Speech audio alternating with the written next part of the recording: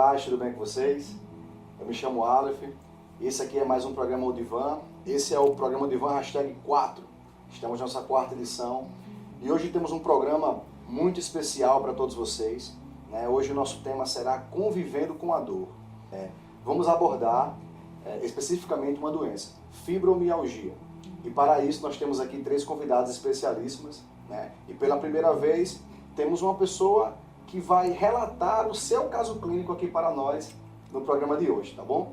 Conto aqui com a presença da nossa queridíssima Edith, nossa irmã Edith, nossa presidente extraordinária do Serviço de Psicologia aqui da igreja. Ela que é psicóloga e mestranda em neuropsicologia.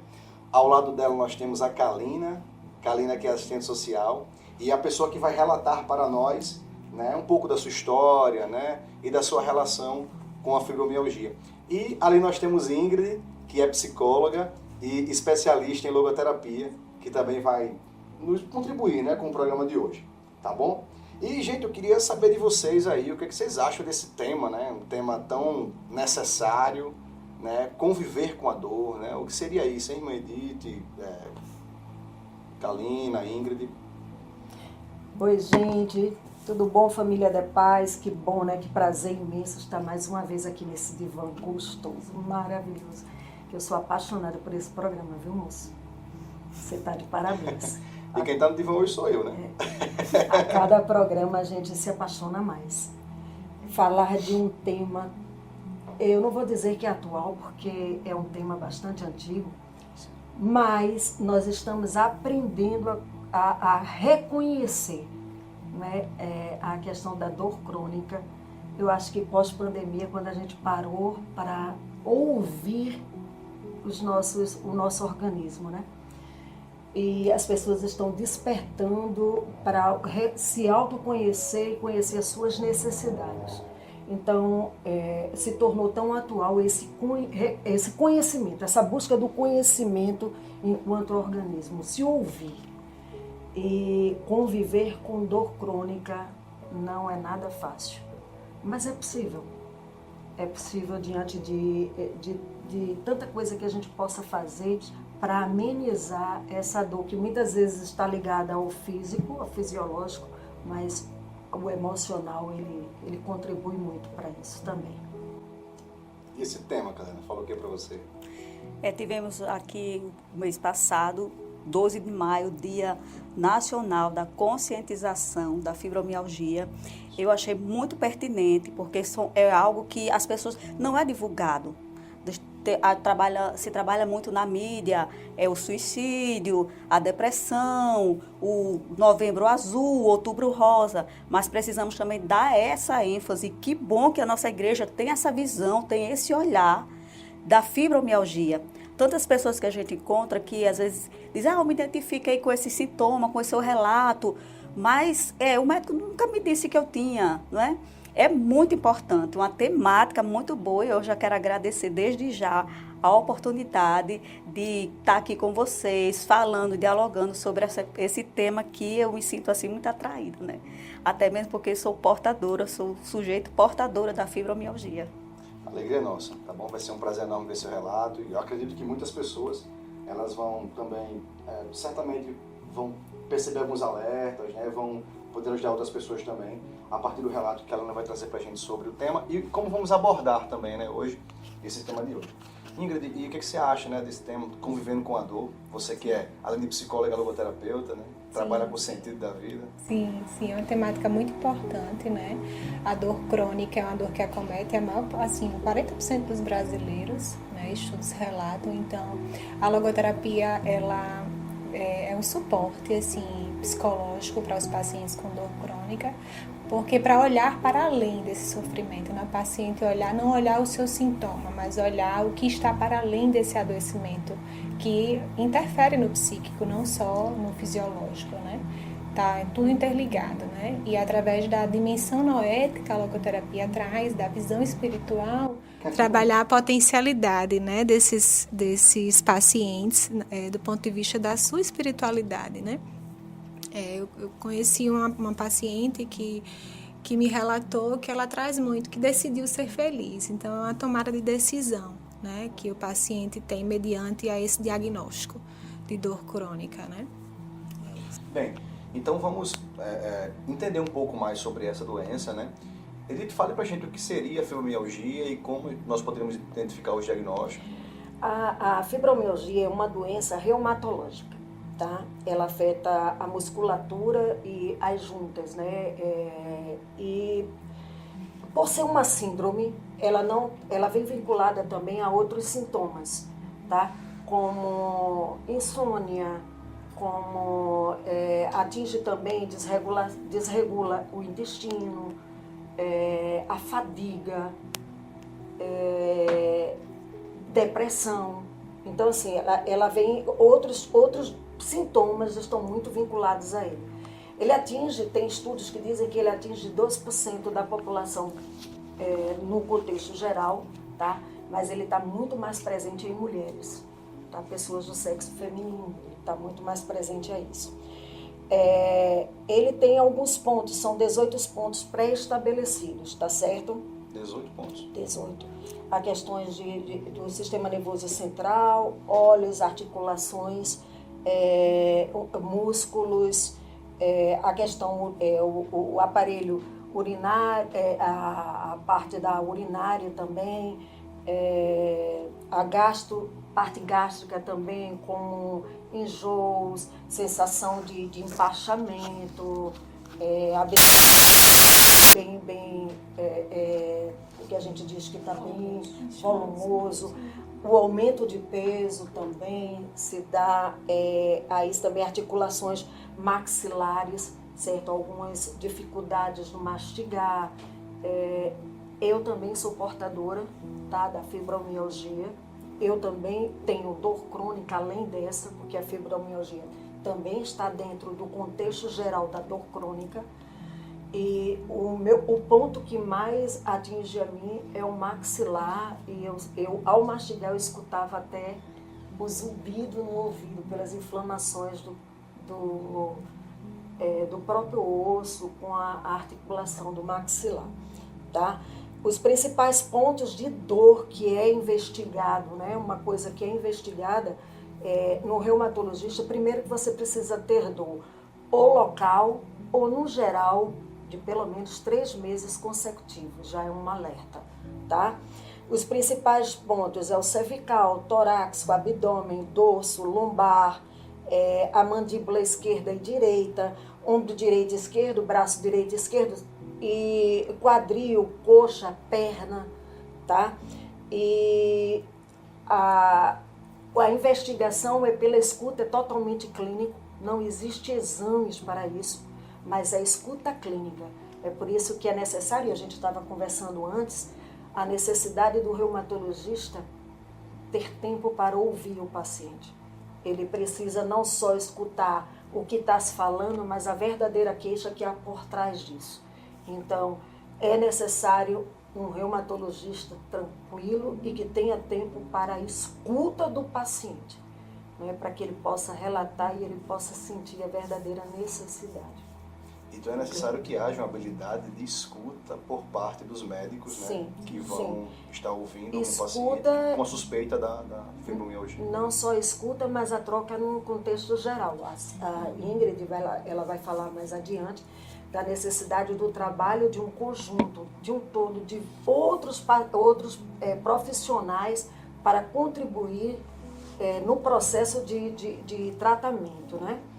Por mais que seja uma doença que não tenha cura, mas ela tem tratamento, tá? Então, é necessário não só a escuta do paciente, mas uma troca do paciente que vai procurar uma psicoterapia, por exemplo, porque tem que haver, e não ser algo solto, mas algo em conjunto, para que ele entenda que aquele tratamento está dando certo para aquele paciente, porque eu posso até utilizar o mesmo medicamento no paciente, por exemplo, mas tem paciente que não responde bem àquele determinado medicamento. Tem paciente que não responde bem àquele determinado tipo de terapia. Tem paciente que não responde bem àquela determinada fisioterapia. Por exemplo, tem gente que se dá muito bem com a hidroterapia. não é? A hidroginástica como exercício, para mim foi péssimo, porque a água fria, para mim, é algo assim, é tipo uma agulha furando o meu corpo todo. Então tem coisas que dá bem para o paciente, tem coisas que não dá. É aquela questão do respeito, que o tratamento tem que ter a singularidade de cada pessoa, né? Exatamente. Tanto do aspecto biológico, mas também do aspecto psicológico, né? E até que ponto também um pouco do contexto histórico da vida da pessoa. Exatamente. E o que a gente vê Experiências, às no vezes, contexto geral, sabe, Aleph, que, por exemplo, eu escutei minha vida toda de que a gente é aquilo que a gente come, inclusive, não é? E para a dor crônica, o quanto é necessário, não só um tratamento com médico, medicamentoso, mas também não só com psicólogo, mas o quanto é necessário com uma nutricionista, um nutricionista, por exemplo, porque a alimentação que eu faço vai interferir, inclusive, na minha dor, provocando ou reduzindo, né? Nós já estamos entrando já no tratamento, né? Só que eu acho que vale muito a pena nós agora ouvirmos um pouco de você, Kalina, o relato, né? Sobre como é que você descobre, né? Como é que foi para você isso? Nos conta um pouco dessa sua história com a fibromialgia, né? Eu tenho uma relação de amizade íntima e pessoal com a dor há anos, né? Então, eu tive um diagnóstico tardio e isso me prejudicava muito. Então, eu ia no clínico geral e ele dizia, não, vai no ortopédico, porque o seu problema é ortopédico. Ia para o médico, não, é problema de coluna, e fazia ressonância, não era. Tenho muita cefaleia, não, é porque você é muito acelerada. Ah, é do colesterol. Aí, então, vai para o outro médico, mas dizia, vai fazer terapia, porque seu colesterol é emocional, lhe dá esse formigamento no corpo, lhe dá essa cefaleia, esse zumbido no ouvido, aí, o intestino preso. Ah, não, vai no gástrico, seu problema é gástrico. Então, ia no gástrico. Então, até chegar um diagnóstico, eu andei por muitos consultórios. E, por coincidência, eu estava assistindo um vídeo no Instagram e, de repente, teve uma chamada e disse assim, se você tem esses sintomas que eu vou relatar, não passa esse vídeo. E eu continuei assistindo aquele vídeo. Então, daqueles sintomas, eu me identificava com quase todos eles. Eu tinha um desequilíbrio, tinha perda de memória, às vezes eu colocava uma coisa num lugar, não sabia onde estava, eu precisava de um caderninho para anotar. E muita medicação que não me servia, porque não era a medicação, o tratamento adequado para o meu problema. Então, quando eu cheguei a dizer, eu estou tendo muita perda de memória, aí o médico dizia assim, o clínico, né, dizia assim, não, você é muito nova para estar com perda de memória, tire isso da sua cabeça. Faça joguinhos, procure, baixe joguinhos no seu celular. Eu dizia, mas não tem nada a ver com joguinhos. Aí eu estou caindo muito, eu caio do nada, eu levanto, eu tenho um desequilíbrio que não é normal. Não, você não está com Alzheimer, você é muito nova para ter isso. Então, era sempre isso. Vai um médico, vai outro, até eu chegar nesse médico, né? Então, ele disse assim, era um reumatologista, disse, se você tem esses sintomas, procure um reumatologista. E eu fui ao reumatologista e eu amei a consulta, sabe? Ele me ouviu, eu falei para ele todos os meus relatos. E quando eu já estou há quase 5 meses com dor, eu já não aguento mais tomar remédio para dor. Aí ele me passou uma medicação e eu comecei a me sentir melhor com ela. Aí eu ia para a academia e ele disse, não, você tem que fazer atividade física porque é importante. É um tratamento coeso, ele está interligado. Então, aí eu fui para a academia. Cheguei na academia, fiz minha inscrição, aí o professor disse, olha, é muito pouco esse peso. Eu pegava 10 quilos, porque era o que eu podia pegar e já era muito para mim. Porque no outro dia, eu enfrentava um leão para levantar da cama de 20 quilos que eu tinha pego. Aí eu fui explicar para ele que eu tinha fibromialgia, mas é tão interessante como as pessoas não estão preparadas. Esse dia da conscientização da fibromialgia é muito importante, porque as pessoas vão ouvir. Eles dizem, não, mas isso é coisa da sua cabeça. O professor da academia, da educação física, que não tinha, a culpa não é dele, é porque ele não tem acesso a essa informação. Não chega até ele. Aí eles dizem, essa mulher, ela pega 180. Gente, pergunta se ela tem fibromialgia. Então, assim, eu acho que vocês precisam ter essa conscientização, pesquisar mais. É uma coisa, se você trabalha com o corpo, com a mente, então traz isso para você. Se um aluno chega para você e diz, olha, eu não consigo, eu tenho fibromialgia, então vai pesquisar. Você tem que ter tem que ter aquele tato aguçado acerca dos seus alunos. Eu vou pesquisar o que é isso. Bom, então eu vou fazer a sua fichinha, o seu treino, com base no seu diagnóstico. Me traga um laudo do médico, não é? Porque pede um laudo cardiológico só. Na academia você vai para fazer atividade física, que é indicado, só pede um laudo cardiológico. O resto, suas partes, não interessa. Se você tem outra doença ou não. Se você tiver com seu coração batendo bem, não tiver arritmia cardíaca, você está óptimo. E pegue peso, né? Então, comigo era diferente. Até eles dizem, não, você é muito manhosa, isso é manha. E também o lado, assim, a gente se sente tão emocionalmente, tão derrubado, tão para baixo, porque além de você lidar com a dor, você lida com a falta de empatia do outro que não conhece. Isso é tão diferente, né? E eu tinha que me colocar no lugar dele, ver, ele não conhece, ele não sabe o que é isso, mas ele está me machucando, isso me faz sofrer, me abate, porque não é que eu não queira. Então, assim, os apelidos, Maria das Dores, Dona Doril, né? Tudo isso vai lhe afetando emocionalmente, vai chegando. Eu digo, eu tenho que ser como Davi, eu tenho que pegar o exemplo de Davi, eu gosto muito, amo a história de Davi. Porque eu digo, eu tenho que ser como Davi, eu vou enfrentar a situação diferente, não vou deixar me abater. Porque eu sempre pensava assim, sabe, eu acho que o salmo dos fibromialgicos é o salmo 73, 26. Eita. Se a minha mente, o meu corpo estiver fraco, Deus será sempre a minha fortaleza. E às vezes, quando você não quer levantar, quando você está muito afadigado, você está emocionalmente assim, parece que o mundo desabou, aí eu sempre lembro disso. Se a minha mente e o meu corpo estiver fraco, Deus é minha fortaleza. Ele será sempre minha fortaleza. E eu uso esse salmo e eu disse, não, esse salmo é dos fibromialgicos. Porque ele fala da mente, do corpo e da nossa fortaleza, que é Cristo, esse nosso diferencial. Quanto tempo você descobriu? Em 2016. Aí está com 6 anos. Aí eu fui sortuda que em 2019 eu tive a chikungunya. Então, eu não sei quando eu estou com crise de fibromialgia e quando é a chikungunya.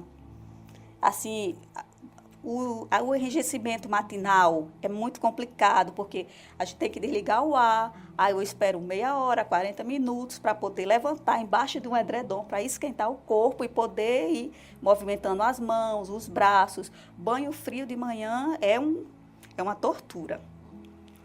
É uma tortura, assim, a gente não consegue tomar um banho frio de manhã. No corpo, como eu falei. E dá uma coceira no corpo muito grande. Então, assim, se eu for tomar um banho frio, eu precisar tomar um banho frio para despertar da madrugada. Quando eu acordar de madrugada, eu tomo um antialérgico para tomar um banho frio. Porque dá uma coceira, dá um formigamento. É muito difícil conviver com isso. Mas também o apoio familiar, eu, sou grata a Deus assim, pelo apoio da minha família, do meu esposo, meus filhos, que compreendem. Eu estou sempre colocando no grupo da família, né? Olha, quando tem alguma coisa sobre fibromialgia, eu coloco lá no grupo para que ele se conscientize. E eu tenho um filho que é técnico de enfermagem, eu sempre fico dizendo para ele, olha, filho, se chegar alguém para você com esses relatos, tenha um olhar diferenciado, dê mais atenção.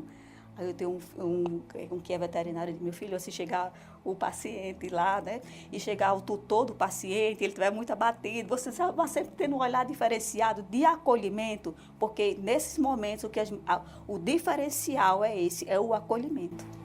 Que quase a gente não tem quando procura uma urgência, né? Eu, pelo menos, tenho grande dificuldade. Porque eu me sinto como se eu estivesse ali a passeio. E as pessoas não têm esse olhar de acolhimento e esse entendimento de que a dor é real, ela é verdadeira. E a gente fala tanto sobre empatia com o próximo, mas para outras áreas. Outras áreas. Quando chega nessa área do emocional, eu costumo dizer que as pessoas satanizam a mente. Parece que Deus criou seus olhos, criou suas mãos, seus pés, criou todo o seu corpo. Mas parece que a sua mente não foi Deus que criou. E ela faz parte do seu corpo, é a criação de Deus, gente. Nós somos um ser completo. Olha que grandiosidade Deus nos deu. A mente. Verdade. E a gente costuma satanizar. Não, isso é satânico. Olha, isso é laço. Isso é laço do passarinheiro. E não é. Minha mente foi Deus que criou. E ela precisa de cuidado, de tratamento, assim como eu faço minha unha, como eu tomo remédio para gripe, como eu tomo uma medicação para qualquer outra doença que eu tiver. A mente também precisa de cuidados. Sim, e para você, como é que foi lidar com o diagnóstico e, consequentemente, com aquilo que importa a fibromialgia tem, emocionalmente falando, assim, porque assim, você falou das questões biológicas, falou do apoio familiar, mas você com você mesma, né, Edith? Aquele momento que é você sozinha, né, diante do diagnóstico já estabelecido, diante das dores frequentes, momentos de crise maiores, momentos de crise menores, como é que foi de você consigo mesmo, né? A priori, quando eu estava com o diagnóstico, eu fiquei envergonhada. Eu não queria que ninguém soubesse que eu tinha fibromialgia. Então, eu disse para minha esposa, vamos falar que eu tenho. Eu achei chikungunya e realmente eu tenho. Mas eu não quero que ninguém saiba que eu tenho, porque vão me taxar de depressiva, de louca, essas coisas. Eu tinha muito receio. Você associava a fibromialgia à depressão? A depressão, a loucura, o que as pessoas iam falar de mim, a credibilidade, não é? Então, foi um choque. Eu fiquei realmente perdida. E naquele momento, se eu tivesse sido orientada a procurar a busca de um profissional, de uma terapia, teria me ajudado. Mas, infelizmente, eu não fui orientada a isso. E eu estava perdida com o diagnóstico de fibromialgia e o que fazer, para onde ir. E agora? O que eu faço? Eu tenho receita para tomar medicação para 2 meses. Daqui a 2 meses eu estou remarcada para voltar para pegar mais medicação. E aí? É só isso? Eu vou viver à base de medicação? Eu vou viver à base de remédio para dormir, de remédio para dor? O que eu posso fazer? Então, foi quando eu fui pesquisar sobre associação, sobre rede de apoio, porque eu imaginei, se tem o Alcoólicos Anônimos, deve ter alguma... Alcoólicos Anônimos faz um trabalho brilhante, né? Então, alguém deve ter se inspirado, se espelhado também nesse trabalho e possa ter criado algum grupo de apoio à fibromialgia. Né? E eu não sabia o que fazer. Então, foi quando eu fui pedir, eu disse, Deus, o Senhor criou a minha mente, criou o meu corpo. Eu preciso me ouvir, me dê estratégias para me ouvir, a minha mente, o meu corpo, que Ele está precisando de mim. Então, assim, quando eu fiz o curso Dinamizando o Ensino Bíblico Infantil, a gente usava muito o espelho para aprender a contar história, para a gente falar, para as expressões faciais, né? Então, eu pegava, depois que todo mundo saía para o trabalho, eu pegava uma cadeira, colocava lá de frente o espelho e eu dizia, Deus, agora vamos fazer a nossa terapia. Eu preciso me ouvir. Eu preciso que o Senhor me dê ferramentas e estratégias para me lidar com esse diagnóstico. Aí foi quando eu fui ver, eu fui pontuando. Minha infância, como é que foi minha infância? Eu fui criada para ser uma criança depressiva, porque minha mãe dizia, olha, essa pessoa passa fome, mas nós somos pior que ela, porque nós não temos uma casa para morar. Aí eu fui pontuando a minha infância, a minha adolescência, né? Aí eu disse, Jesus, eu passei a ter gratidão pela minha história. E hoje eu falo, sabe, no primeiro momento eu me senti perdida, mas hoje eu lido bem com ela. Eu lido bem com a fibromialgia. Às vezes eu estou, Jesus, vamos fazer terapia aqui. Chega para o espelho. Porque eu sou imagem e semelhança sua, Jesus. Eu estou falando com o Senhor está falando comigo. Então, são estratégias que Deus lhe dá. Se você pedir para Ele, Ele lhe dá. Não deixando de fora a terapia, a fisioterapia, de forma alguma, porque é um conjunto, o tratamento é coeso. Mas também o espiritual é impressionante o que ele faz. Você começa a se aceitar, a se ouvir, a se compreender, a entender que todo sujeito é portador da sua história. E isso é a minha história. Tudo isso aqui faz parte da minha história, da minha vivência. Excelente. Como é que está a sua vida hoje? Você tem que ir para o médico quantas vezes no ano? Tem que estar fazendo alguns exames? Como é que funciona a dinâmica de quem é portador de fibromialgia? Vou no médico regularmente, a cada 2 meses, mas como eu estou com umas crises, eu estou marcada já para a próxima semana, porque a gente, quando está com dores que não passam, às vezes a medicação não funciona em si, dependendo do seu estado de dor, aí ela não funciona, aí ele aumenta a dosagem, às vezes diminui. Eu vou sempre para o médico, aí que eu fiz uma cirurgia no começo do ano. Nós estamos agora, né, nos meados do ano, já estou na 3ª cirurgia. Então, isso, o seu emocional fica muito abalado. Porque é muito repouso, muito isso. Aí fiz cirurgia de pólipos, fiz cirurgia de calcificações, aí tem aquela tensão de você aguardar 15 dias o resultado para saber se é benigno, se é maligno. Aí você vai para o divã com Jesus, já que você não vai toda semana para o divã aqui, né, que é uma bênção, mas você está no seu divã com Jesus toda semana. E ele tem sido realmente minha fortaleza. Que bom. Dá para perceber que a fé está intrínseca aí, né, na forma de Kalina enfrentar isso.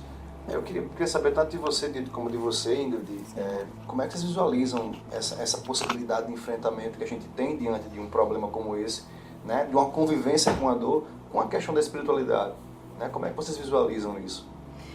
A gente já existem estudos, né, cientificamente comprovado que a fé ele é o primeiro tratamento. Se você tem a fé, né, em Deus,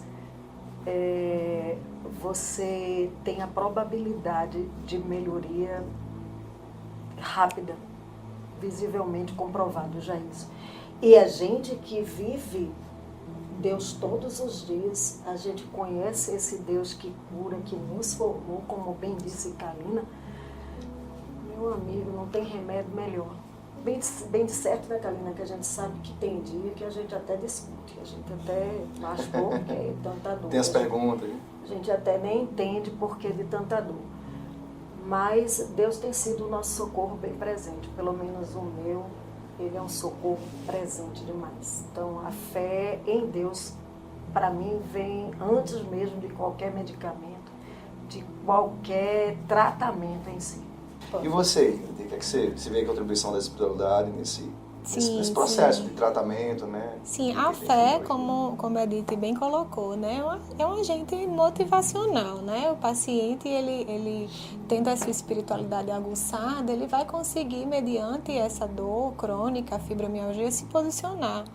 E o Viktor Frankl, o autor da logoterapia, né, ele traz os valores atitudinais, né? O paciente, ele decide, se posiciona mediante um sofrimento inevitável, né?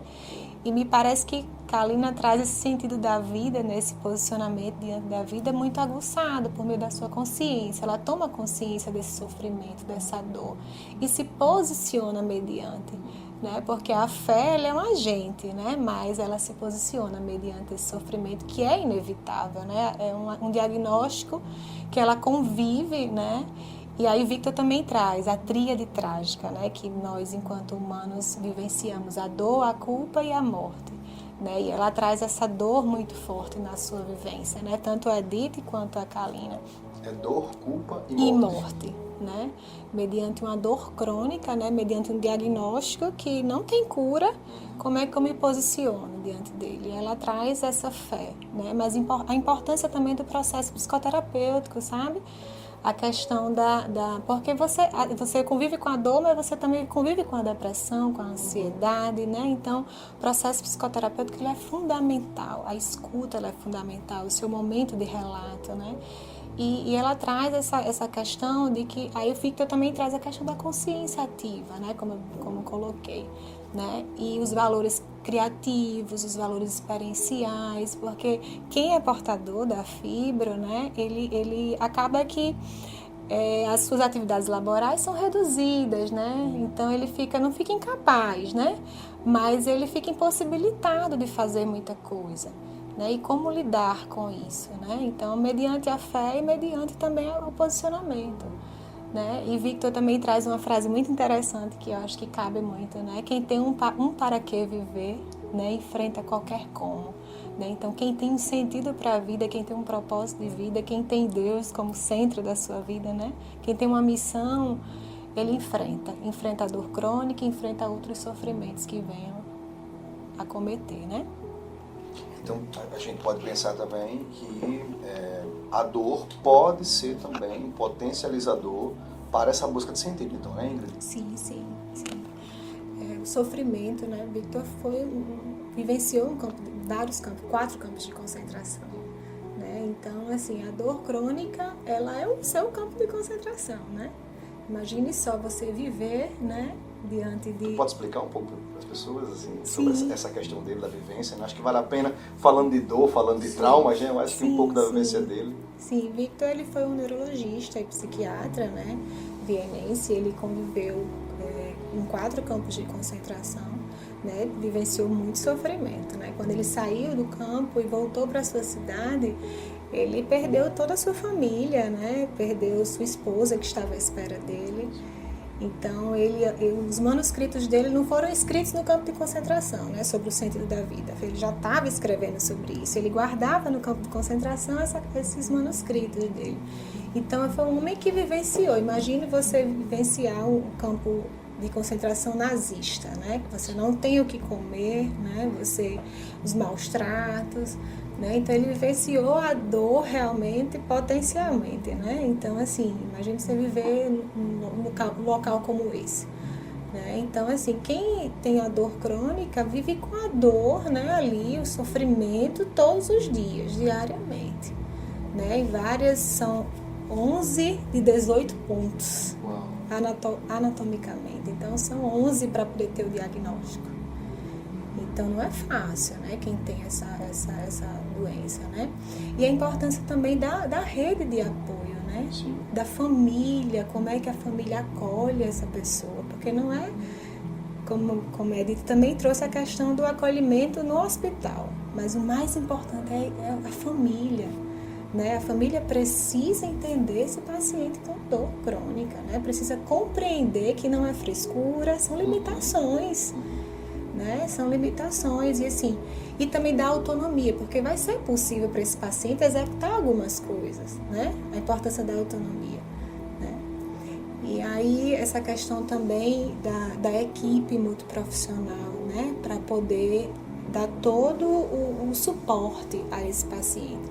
Porque não é só a psicoterapia, não é só o médico reumatologista, né? Existe a atividade física, a fisioterapia, existem outros métodos que podem estar atrelados a esse adoecimento, né? Já são intervenções esses métodos?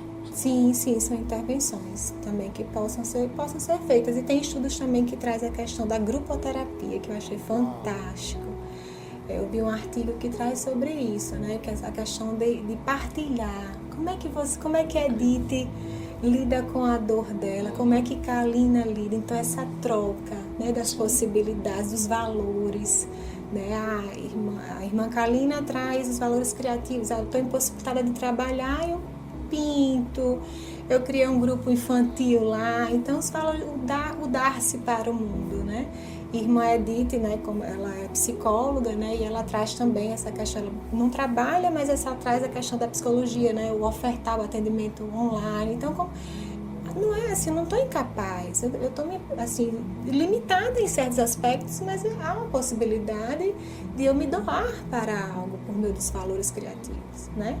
E experienciais, como o Victor traz. Como é que eu experiencio a vida, né? A Kaline trouxe a questão de a gratidão, né? Eu só acordo todos os dias e sou grata, né? Então, eu vivencio a minha vida dessa forma, com gratidão.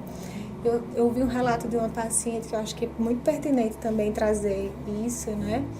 Não é uma paciente minha, né? Uma paciente que eu ouvi um relato que ela tem fibromialgia, inclusive ela é uma pastora. E um dia eu estava num culto com ela. E aí no final do culto ela chegou para mim e disse assim: no dia que eu estou sentindo mais dor, é o dia que eu dou mais glória e aleluia no culto, né? Então ela disse: porque eu decidi ser feliz. Então, como eu coloquei lá no início, né? Ela decidiu. Então é um posicionamento. A fé está ali como motivador, né? Para te ajudar. Mas é uma decisão, uma tomada de decisão que o indivíduo precisa ter mediante esse sofrimento, que é um sofrimento que você não pediu para ter, não é algo, né? Aconteceu, você foi acometido e você precisa conviver com esse sofrimento, com esse adoecimento. Então, Edith, diante disso aí, o que você pode falar sobre, principalmente sobre esse aspecto, né, de escuta e troca, né? Desse movimento que a gente está fazendo aqui, de falar sobre, de ouvir alguém que tem, você que também é portadora de fibromialgia, de poder ouvir o relato como de Kalina, né?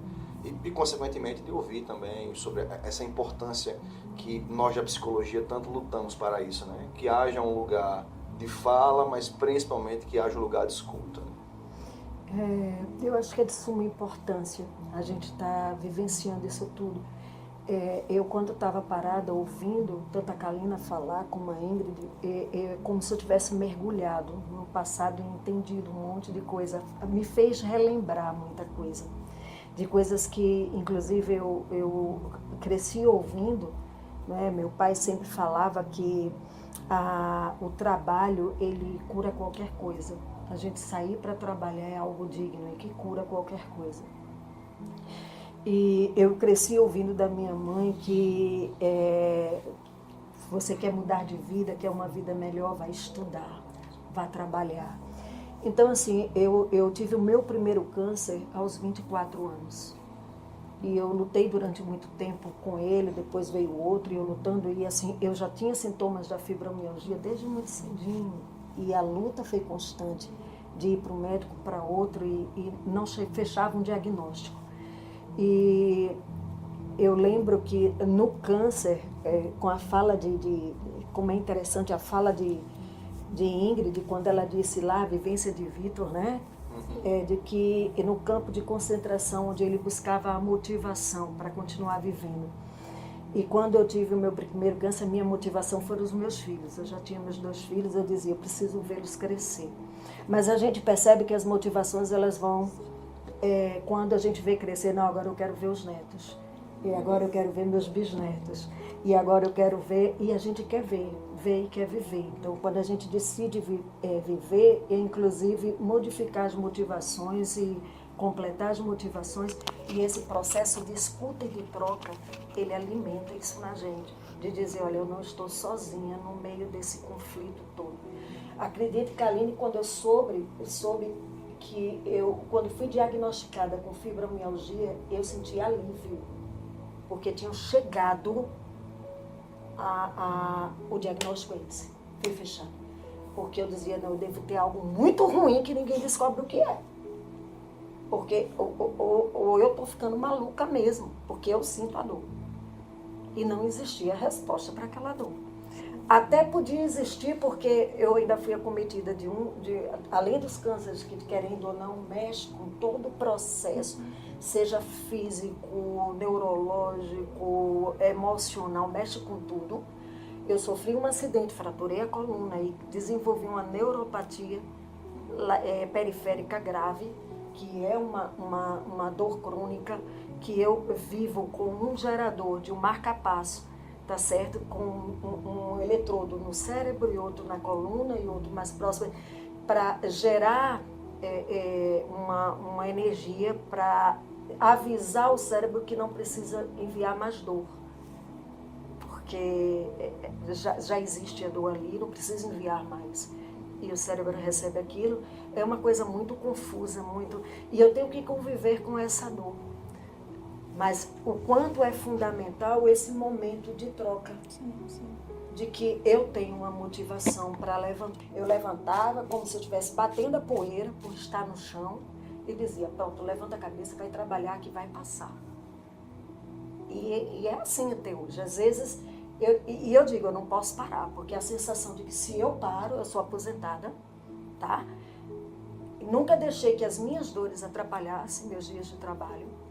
Eu trabalhei durante quimioterapia, tá? Eu trabalhei durante crise de fibromialgia, de não conseguir calçar um sapato porque a sola do pé fura.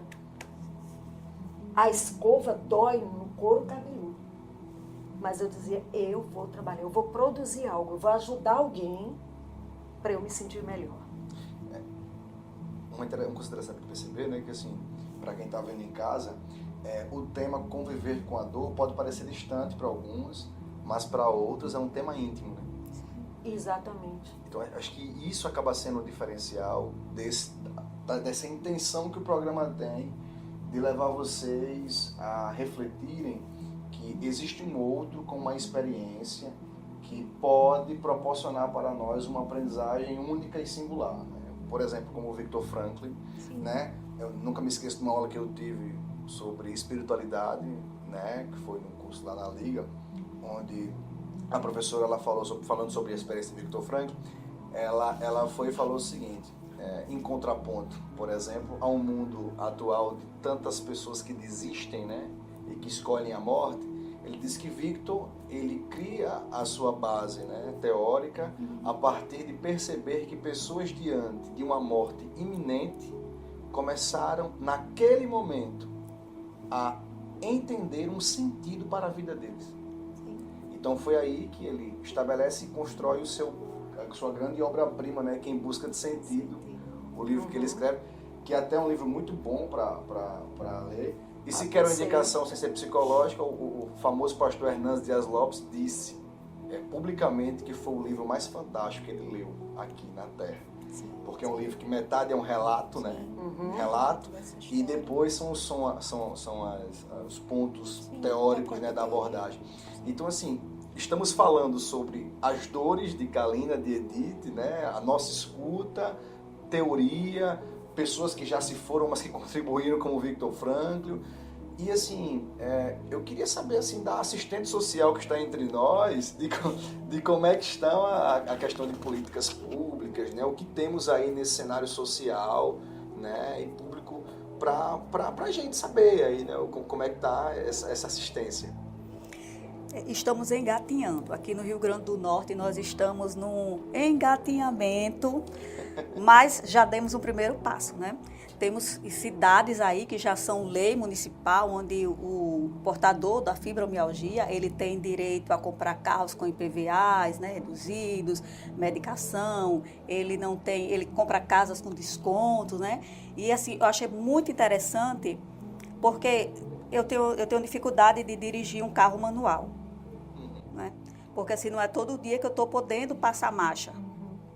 Então eu já fiquei, meu esposo foi trabalhar, aí ele foi no carro, aí eu fiquei só com o manual. Então eu não podia sair no manual. Então liga e pede um Uber. Graças a Deus que tem o Uber. Eu não vou ficar abatida, meu mundo caiu porque eu não vou poder dirigir o carro manual.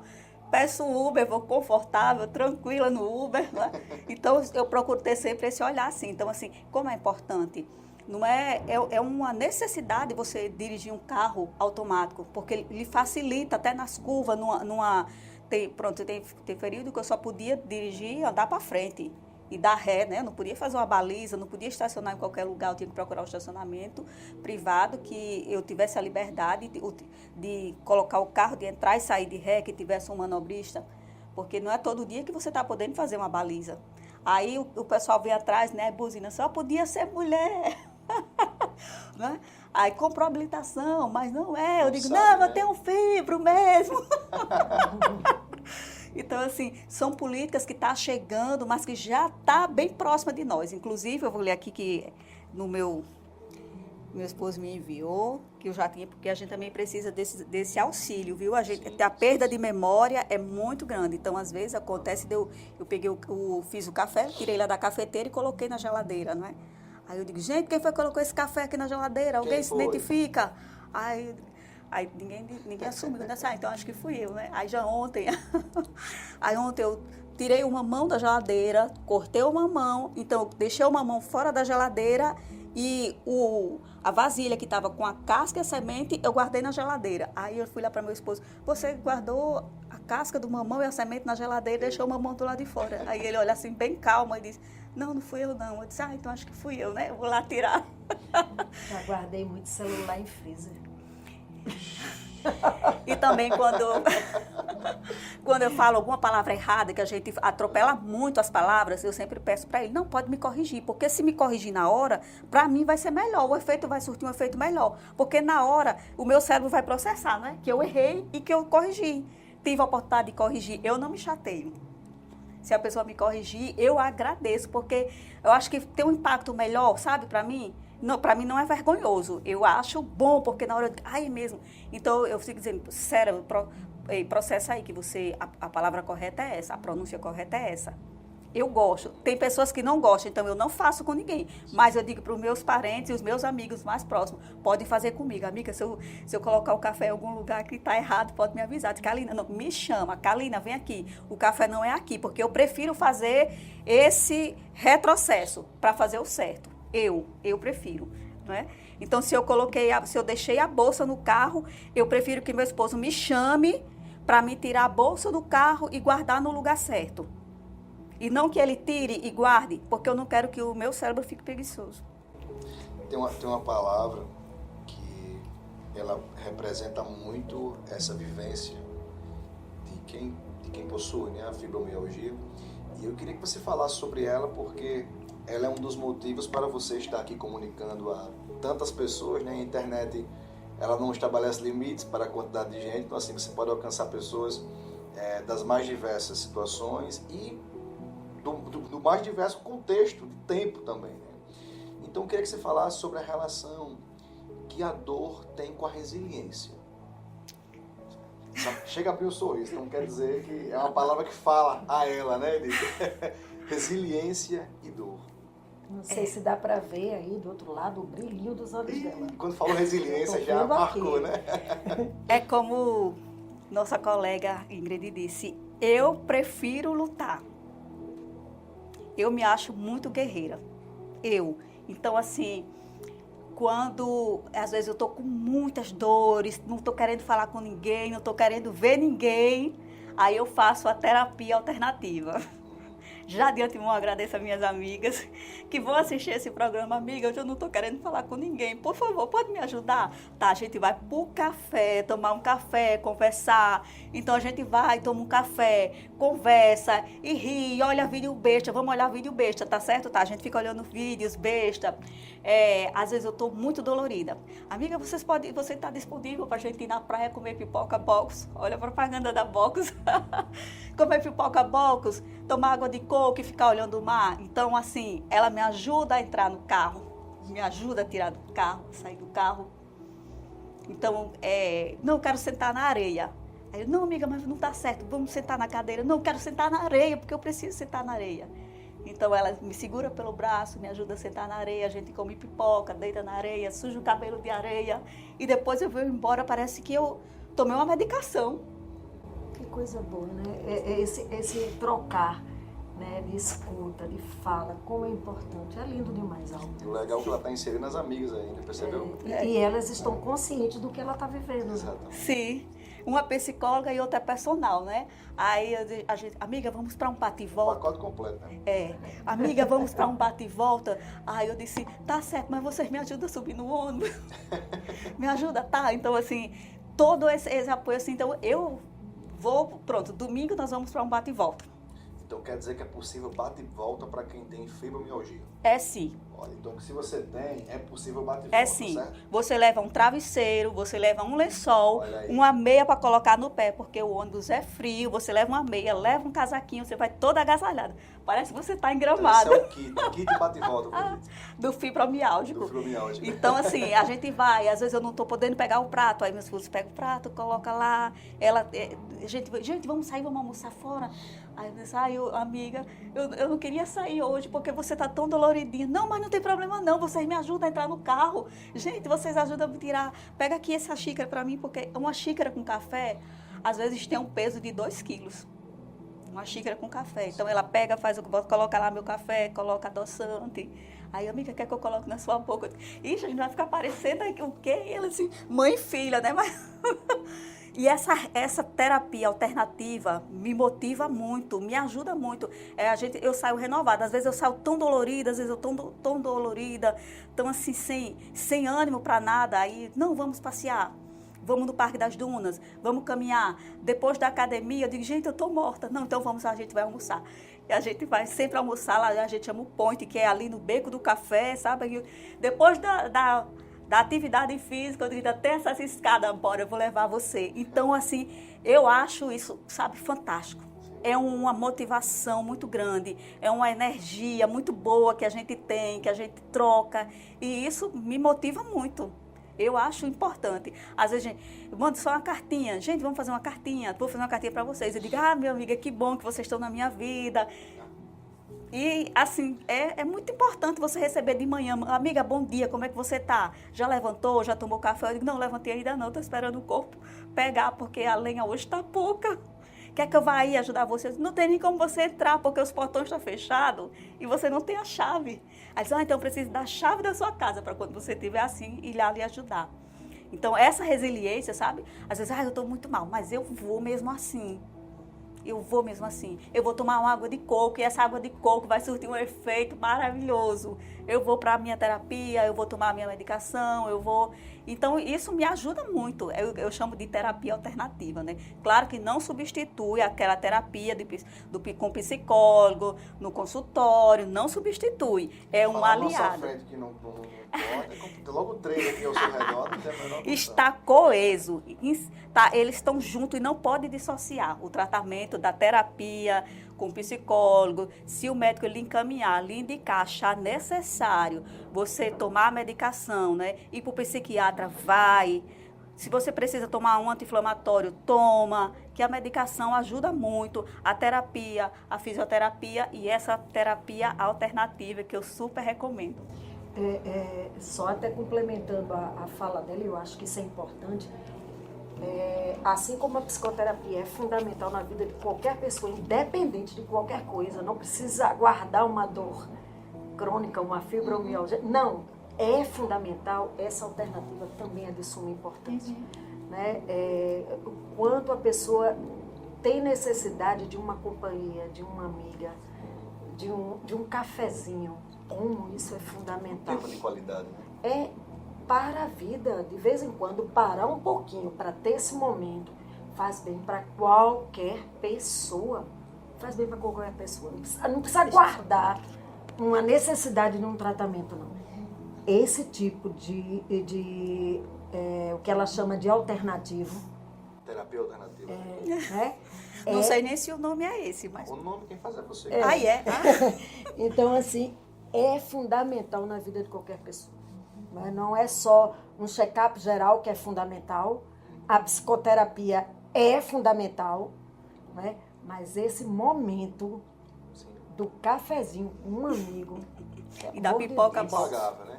Pipoca box. Não tem preço. Ainda volta na infância que Sim, já com mata, certeza. Né? Assim, no momento, eu não posso trabalhar, eu não estou com condições físicas de trabalhar, mas eu faço um curso de Libras.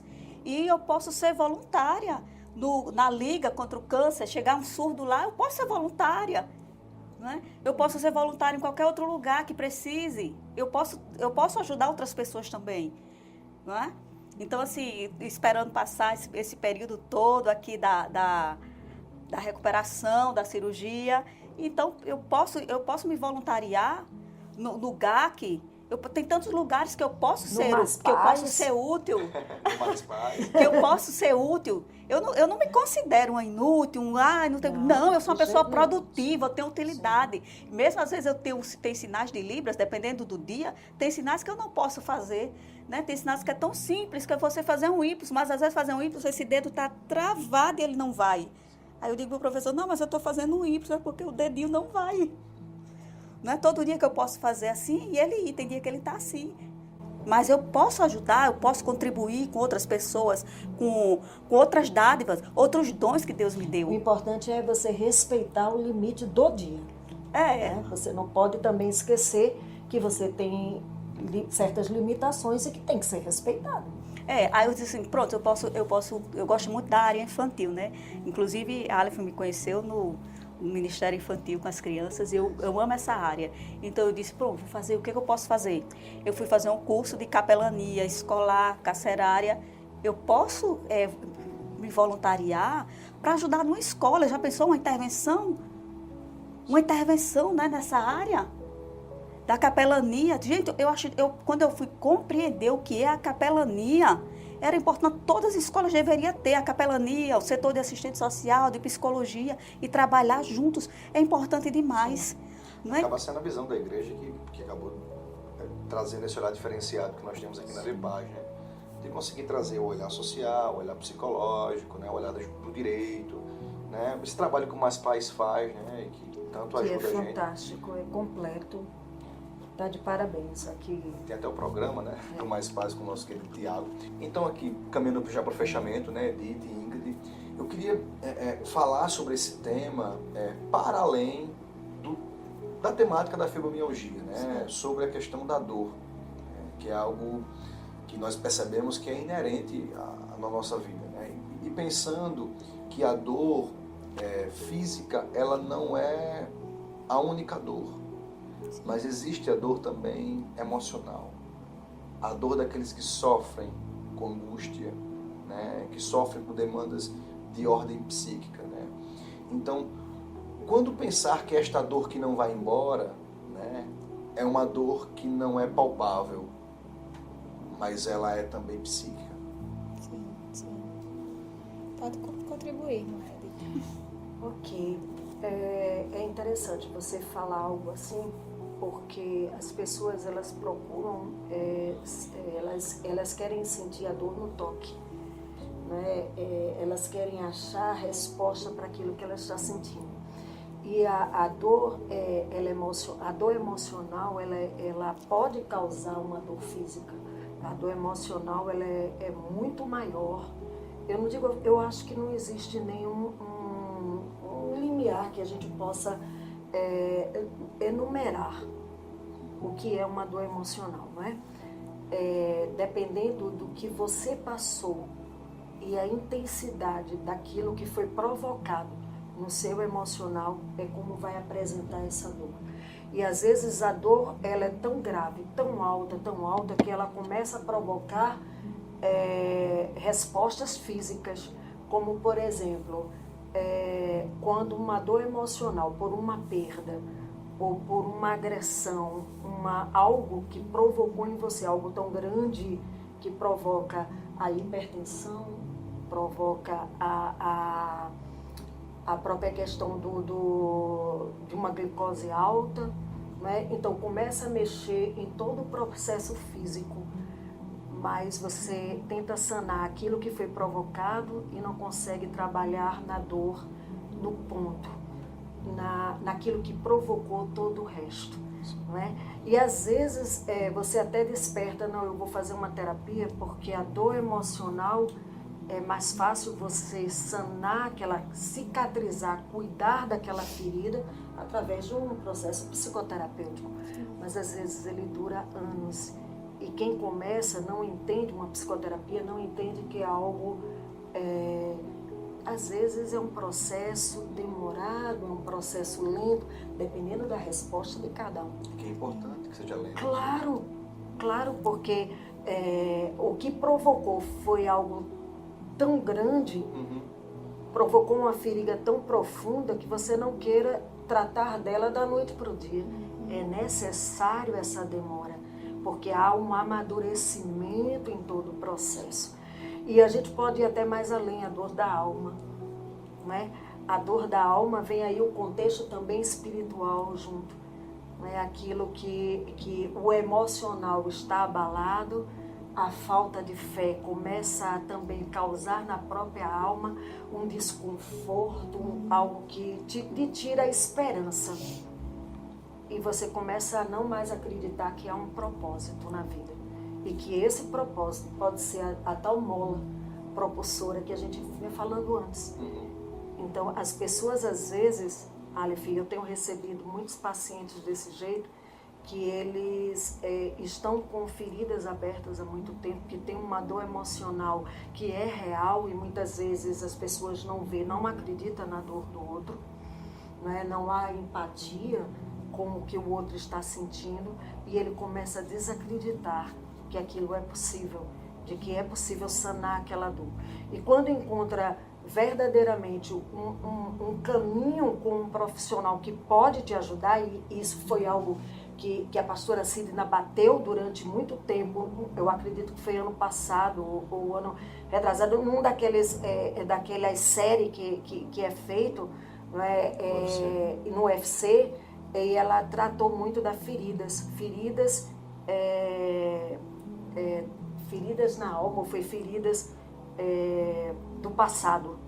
Então, assim, são feridas de fato abertas e que é necessário ajuda para se tratar. Mas para se ter ajuda, eu preciso reconhecer de que eu não estou bem, que eu tenho uma ferida aberta, que está me doendo há muito tempo e que sozinha eu não vou conseguir. Que não há problema de você reconhecer a sua fragilidade. Não há. E não há problema de eu reconhecer de que eu creio em Deus, mas existem profissionais que Deus instituiu, que Deus separou. Inclusive, a psicologia, eu tenho plena certeza que Deus nos deu a condição da gente aprender e executar.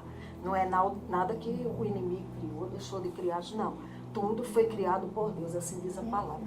Então, assim, nós estudamos, nós nos formamos e nós estamos aptos a ajudar essas pessoas. Mas é necessário a pessoa reconhecer e querer ser tratada. Por quê? Porque é como você mesmo falou, a dor crônica, ela não está só no físico, ela está no emocional também. E eu não posso separar as coisas, nem separar o tratamento. Não existe remédio que sane uma dor emocional. Remédio que eu falo químico, que sane uma dor emocional. Não é? Eu costumo dizer que quando eu estou em crise de fibromialgia, ou da própria dor crônica, né? A dor da neuropatia, dói do fio do cabelo ao dedo do pé, e remédio nenhum passa a minha dor. Aí eu sei que o meu emocional não está bem. O remédio, ele pode até dopar, né? Por isso que muita gente tem reação de se sentir dopado até, né? Quimicamente fica aquele sentimento, né, uma leveza estranha, a vontade de dormir constantemente, porque na verdade ele mexe com a parte neurológica e nos leva a um estado, né, entre aspas, de tranquilidade, só que ele não investiga a raiz do problema. Eu gosto do exemplo da árvore, que a medicação psiquiátrica ela vai auxiliar a estrutura da árvore externa, mas ela não identifica a raiz. Exatamente. Então a terapia tem essa função, porque um bom psicólogo, um bom psiquiatra, eles dialogam, eles conversam juntos. Exatamente. Então sem esse diálogo não há o que fazer. Não há.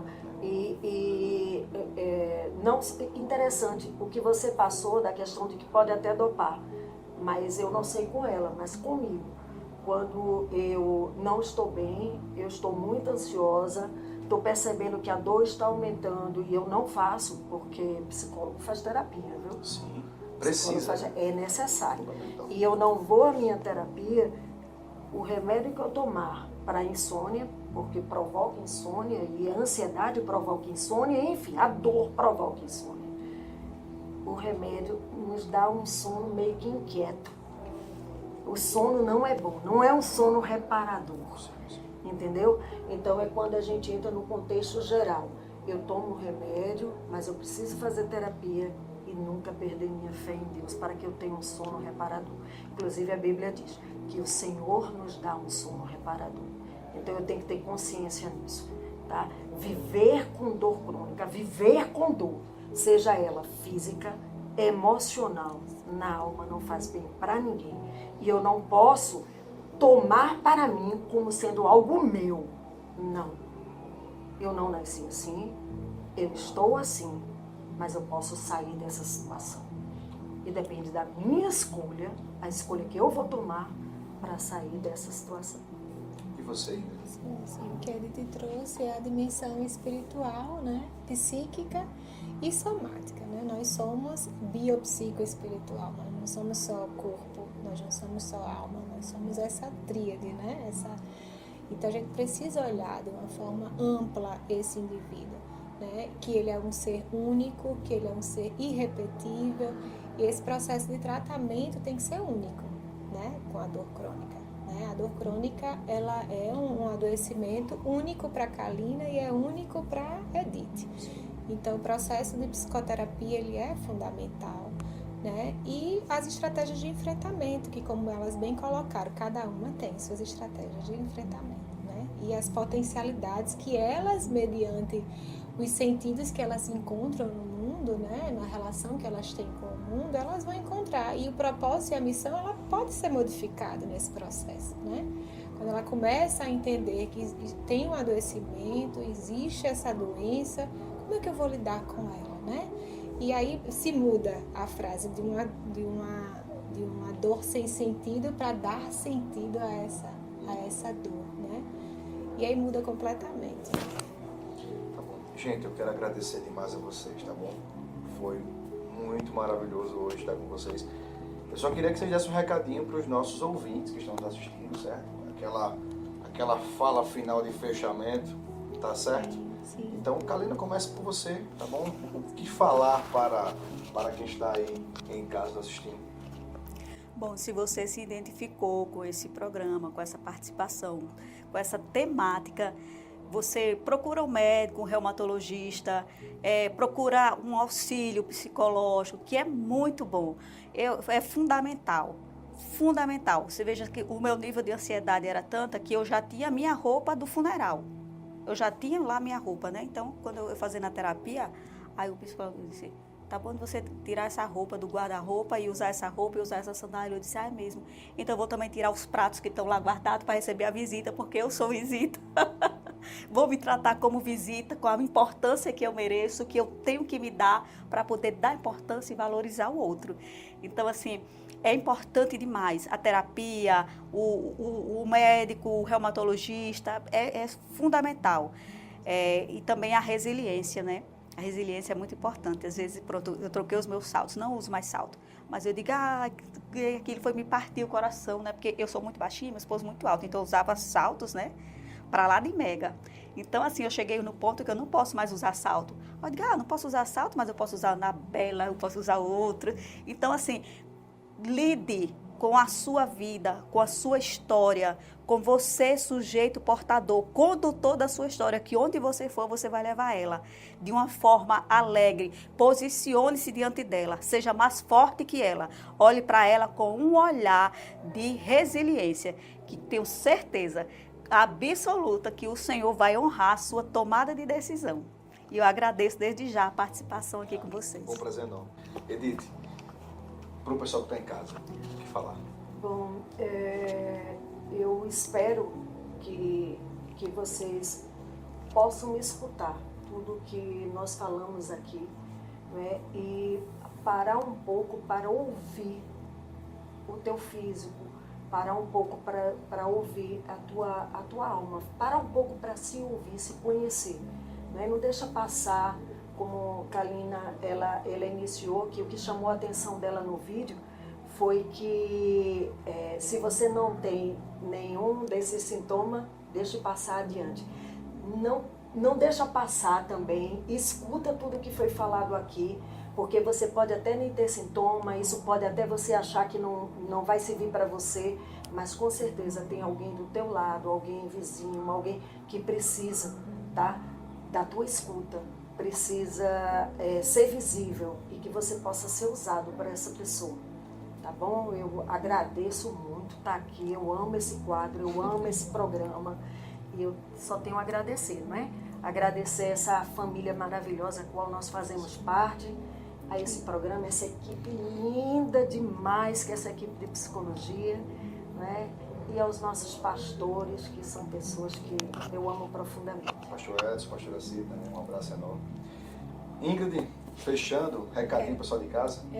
Quero agradecer, né? E o pessoal que assiste, né? Se aprofunde, pesquise, né? Sobre a dor crônica. E eu quero deixar uma frase do Victor, né? Que a gente, quem vai ver e seja portador, tem uma frase do Victor que fala que quando a gente não consegue mudar uma situação, nós somos desafiados a mudar nós mesmos.